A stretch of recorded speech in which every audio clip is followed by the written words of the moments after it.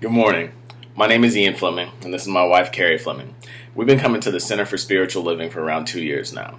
We were introduced to it by my wonderful in-laws, Debbie and Ian Kubra. Although we're really disappointed that we're not able to be there in person, we think that this is a really valuable conversation, and we feel very grateful that we had the opportunity to be a part of it. As we were asked to speak on interracial marriage, we really struggled with the best way we could express ourselves. And what we realized is that so much of our individual experiences are what really shape our relationship now. So the best way we decided to do it is Ian's going to talk a little bit about his experiences, I'll share a little bit of mine, and then we'll come together and talk about what we hope for our family going forward. Okay, so one of the experiences I would like to talk about is I went to a club one night after work in Jacksonville. It's a club called Sweet. So I arrived there, and I was the only person in line, and I asked the bouncer, "Oh, what's going on? Why can't I go in?" He's like, "Oh, well, we have to let a certain amount of people come out first, so that, because we're at the fire marshal's code." I said, "Okay." So as time went on, 20, 30 minutes, I was joined by more people in the line, and I noticed that they were all black, and I said, "Okay, well, I'm just sitting here by myself. Why can't I go in?" He's like, "Oh, well, I got a boss. I got certain rules I got to abide by, so I have to wait until the numbers get right." But throughout this whole time, he had been letting people who had these VIP passes in. So like 5, 10, 15, 20, I would say almost 50 people had went in while I was this one person standing there in line. So, like I said, I noticed that there was a few other people in line and they were black, and then I just sat there and I was like, this isn't worth it. This isn't right. So after about 45 minutes to an hour, I left. Later on, I found out that I had a friend who worked there, and he told me that that specific club had a quota for the amount of black people that they were allowed to let in every evening.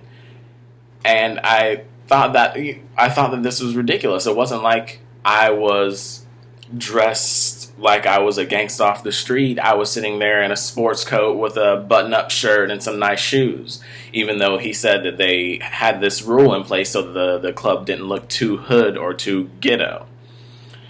On the contrary of that, I am a history teacher in the inner city of Jacksonville. I had a student come up to me one day and said, "Mr. Fleming, you're married, right?" I said, "Yeah." And they said, "Oh, is your wife, is she black or white?" I said, "Why does it matter?" And they said, "Well, I just think that, you're not black enough to have a black wife." I said, "So you're saying that I wouldn't be attracted to or attractive enough to black women?" They said, "No." And I just found that very, very off-putting and strange. But then it reminded me a little bit about my high school experience. In high school, I was ostracized and kind of shunned by the black community because I didn't listen to all the same music. I didn't dress the same way. I didn't talk black enough. They said that I talked white, and I said, "Well, I don't talk white. I just talk like who I am. I grew up in the suburbs. I didn't grow up in the inner city." So it was just that those are just some of the experiences that I faced with race, and it just goes to show how prejudice and alienation are on both sides of race relations. And as a black man, I'm constantly being told I'm either not black enough or I am not enough. And as a white woman, I really never had to think about my race. I grew up in a very diverse and inclusive military community, and I was really fortunate in a way that, since I was born until I turned 18, I never was faced with those realities. And to be 100% honest, I genuinely believed that as a nation, we had overcome those, hurdles. And I still heard things in the news, but I thought those were very much anomalies. And they wouldn't really happen, except in these very small instances. And it wasn't until I moved to the States and I, went to Jacksonville and I started going to college that I realized this is a very true reality for a lot of people in the country. And that was a really difficult truth to come to understand. But what really gave me a glimpse into what it's like to be to be black or even to be just genuinely different was when I decided I wanted to find a gospel church in Jacksonville. I love gospel music. I love the life it brings to situations. And so I really sought this out. And I didn't have a car, but my roommate did. So I said, please take me there. It'll be fun. I mean, the music's great. We'll love ourselves. It's going to be great. And so we get to this church. And first of all, it was the biggest church I have ever seen. I could not believe how many people attended and could fit in one building. So as we go into this church, I become immediately aware that we're in these cute little skirts and these little t-shirts and sandals, and, we felt pretty confident leaving, that we looked nice. Well, we walked into this church and, everybody has these big hats and these suits and, stockings and little, shoes with little heels, and I thought, ooh, we're a little underdressed, but it wasn't just that. Out of this church of literally thousands of people, we were about 2 of 4 white people. And it was the first time that I really became conscious that, whoa, I kind of don't fit in. And there's something, they say, which of these is not like the other? And we became that for the first time I really remember in my entire life. And the whole time we were at this church, they did songs. First of all, they didn't do the kind of gospel music I was looking for, but they read from an African American heritage hymnal. And in that hymnal, it was talking about being free from white oppression and, at least the song that they did that day. And I thought, I wonder if we're welcome here. Are we, kind of invading a cultural boundary that's been set? And we really didn't know how to process that. And so that experience, to me, was the first time, like I said, I became aware of what it feels like to be a minority in a group. And another time, because once that gospel thing burned out, I pursued the UNF Gospel Choir, where I was, again, the only white person out of a group of about 30. And in this group, we really became a close family. We had many experiences together, a lot of laughs. I didn't really sing well, but I loved the music, so they were, happy to have me. And so, we had gone to Tallahassee to FAMU to do a concert.